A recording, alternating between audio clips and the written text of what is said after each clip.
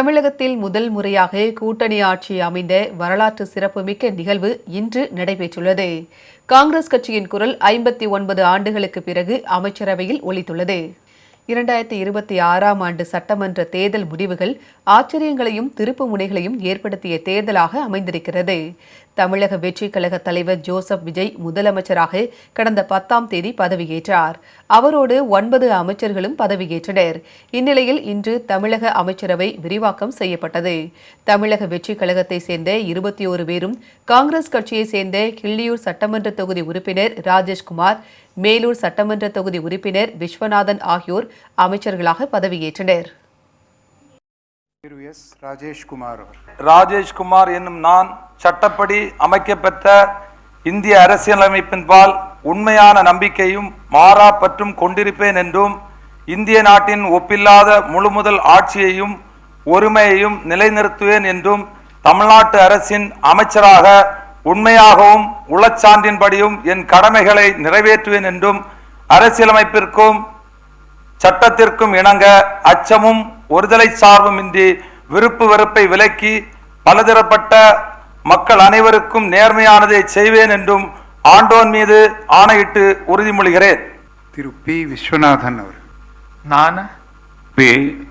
விஸ்வநாதன் என்னும் நான் சட்டப்படி அமைக்கப்பெற்ற இந்திய அரசியலமைப்பின் பால் உண்மையான நம்பிக்கையும் மாறா பற்றும் கொண்டிருப்பேன் என்றும் இந்திய நாட்டின் ஒப்பில்லாத முழுமுதல் ஆட்சியையும் ஒருமையையும் நிலைநிறுத்துவேன் என்றும் தமிழ்நாட்டு அரசின் அமைச்சராக உண்மையாகவும் உளச்சான்றின்படியும் என் கடமைகளை நிறைவேற்றுவேன் என்றும்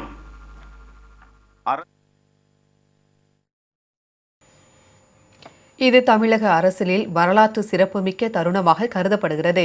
1967ஆம் ஆண்டுக்கு பிறகு திமுக, அதிமுக ஆகிய இரு துருவ அரசியலை சந்தித்து வந்த தமிழகம் தற்போது தமிழக வெற்றிக் கழகத்தின் ஆட்சியையும் சந்தித்திருக்கிறது.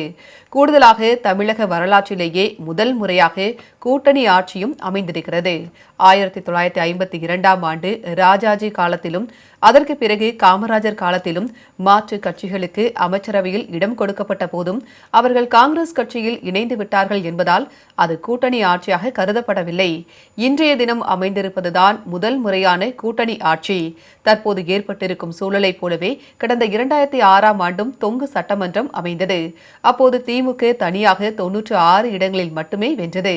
காங்கிரஸ் கட்சிக்கு 34 இடங்களும், பாமகவுக்கு 18 இடங்களும், மார்க்சிஸ்ட் கம்யூனிஸ்ட் கட்சிக்கு 9 இடங்களும், இந்திய கம்யூனிஸ்ட் கட்சிக்கு 6 இடங்களும் கிடைத்தன.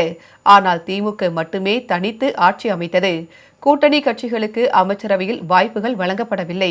தற்போது 1967ஆம் ஆண்டுக்கு பிறகு, அதாவது 59 ஆண்டுகளுக்கு பிறகு அமைச்சரவையில் காங்கிரசின் குரல் ஒலித்திருக்கிறது. வரலாற்று சிறப்புமிக்க இந்த நிகழ்வு அகில இந்திய அளவிலும் காங்கிரஸ் கட்சியின் கரத்தை வலுப்படுத்த உதவும் என்று எதிர்பார்க்கப்படுகிறது. தமிழகத்தில் புதிதாக பொறுப்பேற்ற 23 அமைச்சர்களுக்கும் துறைகள் ஒதுக்கீடு செய்யப்பட்டுள்ளன. முதலமைச்சர் ஜோசப் விஜய் தலைமையிலான அமைச்சரவை இன்று விரிவாக்கம் செய்யப்பட்டுள்ள நிலையில் புதிதாக பொறுப்பேற்ற 23 அமைச்சர்களுக்கும் உடனடியாக துறைகள் ஒதுக்கீடு செய்யப்பட்டுள்ளன. அதன்படி காங்கிரஸ் கட்சியை சேர்ந்த விஸ்வநாதனுக்கு உயர்கல்வித்துறை ஒதுக்கீடு செய்யப்பட்டுள்ளது. இதேபோல் ஒரு காங்கிரஸ் அமைச்சர் ராஜேஷ்குமாருக்கு சுற்றுலாத்துறை ஒதுக்கீடு செய்யப்பட்டுள்ளது. அமைச்சர் ஸ்ரீநாத் உள்ளிட்ட தமிழக வெற்றிக் கழகத்தின் 21 பேருக்கும் துறைகள் ஒதுக்கப்பட்டுள்ளன. அமைச்சர் செங்கோட்டையனிடமிருந்த நிதித்துறை அமைச்சர் மரிய வில்சனிடம் ஒப்படைக்கப்பட்டுள்ளது. அமைச்சர் செங்கோட்டையனுக்கு வருவாய்த்துறை வழங்கப்பட்டுள்ளது.